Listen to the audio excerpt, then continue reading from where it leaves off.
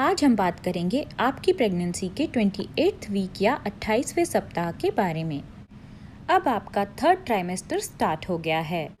ये आपके और आपके बेबी दोनों के लिए ही काफ़ी बड़ा अचीवमेंट है, क्योंकि इस समय अगर बेबी दुनिया में आ जाता है तो उसके सर्वाइवल की संभावना काफ़ी ज़्यादा है।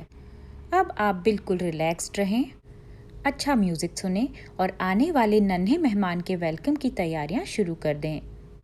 आइए जानते हैं इस वीक आपकी बॉडी में क्या क्या चेंजेस होंगे।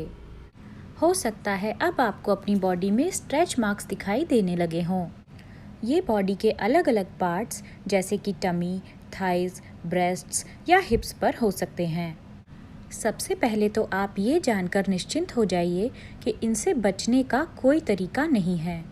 हाँ, आप कुछ होम रेमेडीज़ यूज़ करके या थोड़ी केयर करके इन्हें कम ज़रूर कर सकती हैं, पर अगर स्ट्रेच मार्क्स आने हैं तो ये आएंगे ही। इसीलिए आप अपनी तरफ से कोशिश ज़रूर करें कि आपको स्ट्रेच मार्क्स कम से कम हो, लेकिन अगर ये दिखाई देते हैं तो आप परेशान बिल्कुल ना हों। एज अ वुमन ये आपका अचीवमेंट है और कितनी ही महिलाएं इस खुशी को पाने के लिए, इन स्ट्रेच मार्क्स को पाने के लिए तरसती हैं। इसीलिए ईश्वर का धन्यवाद करें। क्योंकि अब आपके पेट का साइज़ बहुत बढ़ गया है, इसीलिए अब आपको पैरों को मोड़कर बैठने में थोड़ी दिक्कत महसूस हो रही होगी। अब आपको झुककर कोई काम करने में भी तकलीफ़ होगी, पर ये परेशानी सिर्फ थोड़े दिन की है और आप ज़रूर इस सब को अच्छे से मैनेज कर लेंगी। आप बस इस बात का ध्यान रखें कि आप किसी भी एक जगह बहुत देर तक ना बैठें। थोड़े थोड़े समय में अपने बैठने की पोजीशन चेंज करती रहें और थोड़ा चलती फिरती रहें। हो सकता है अब आपको ब्रेस्ट्स में लीकेज की प्रॉब्लम फील हो रही हो। हालांकि ऐसा सभी प्रेग्नेंट महिलाओं में नहीं होता, पर जो महिलाएं पहले मां बन चुकी हैं उनमें इसकी संभावना काफ़ी ज़्यादा होती है। इसका सीधा सा मतलब ये है कि अब आपकी बॉडी खुद को बेबी के अराइवल के लिए प्रिपेयर कर रही है और आपके ब्रेस्ट्स में कोलेस्ट्रम का फॉर्मेशन शुरू हो गया है। ये ब्रेस्ट फीडिंग के इनिशियल दिनों में बनने वाला एक थिक येलोइश मिल्क है जो बहुत ही न्यूट्रिशियस होता है। अब आपको बार बार बाथरूम के चक्कर लगाने पड़ रहे होंगे, क्योंकि बेबी का साइज़ बहुत बढ़ गया है और वो ऐसी पोजीशन में आ गया है कि आपके ब्लैडर पर कॉन्स्टेंटली प्रेशर आ रहा है। अभी आपको इनडाइजेशन या अपच और हार्ट बर्न या सीने में जलन की शिकायत भी बनी रहेगी। इसका मेन कारण भी यही है कि बेबी का साइज़ बहुत बढ़ गया है, जिससे बाकी ऑर्गन्स पर प्रेशर आ रहा है और आपकी बॉडी में हार्मोन्स का लेवल बहुत ज़्यादा है। जैसे ही आपकी बॉडी में रिलैक्सिन और प्रोजेस्टेरोन हार्मोन्स का लेवल कंट्रोल में आएगा, ये सारी परेशानियां अपने आप दूर हो जाएंगी।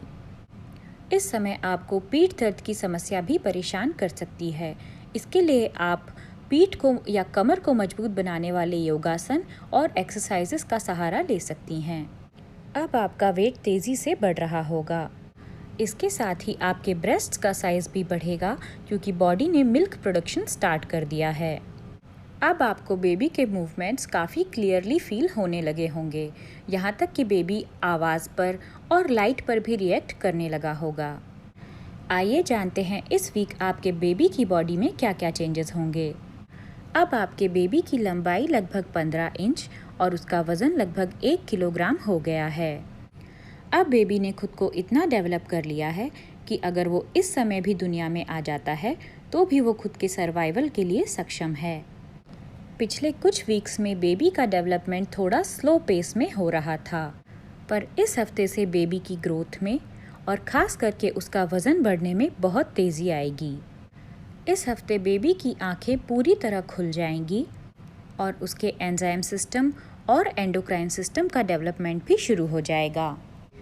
अब बच्चे का एक ऑर्गन जो अभी पूरी तरह डेवलप नहीं हुआ है वो है लंग्स, और अब बेबी के लंग्स का डेवलपमेंट तेज़ी से हो रहा है। अगर आप अल्ट्रासाउंड में देखती हैं कि बच्चा अभी डिलीवरी के लिए सही पोजीशन में नहीं है तो घबराएं नहीं, क्योंकि अभी बहुत टाइम है और बच्चा हो सकता है अपनी पोजीशन ठीक कर ले। आइए जानते हैं इस वीक आपको किन किन बातों का ध्यान रखना है।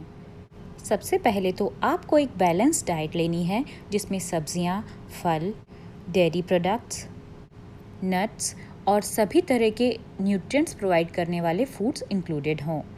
इस समय आपको अपने बढ़ते हुए वज़न के बारे में बिल्कुल नहीं सोचना है, बल्कि आपको सिर्फ अपनी और आने वाले नन्हे मुन्ने की हेल्थ पर फोकस करना है।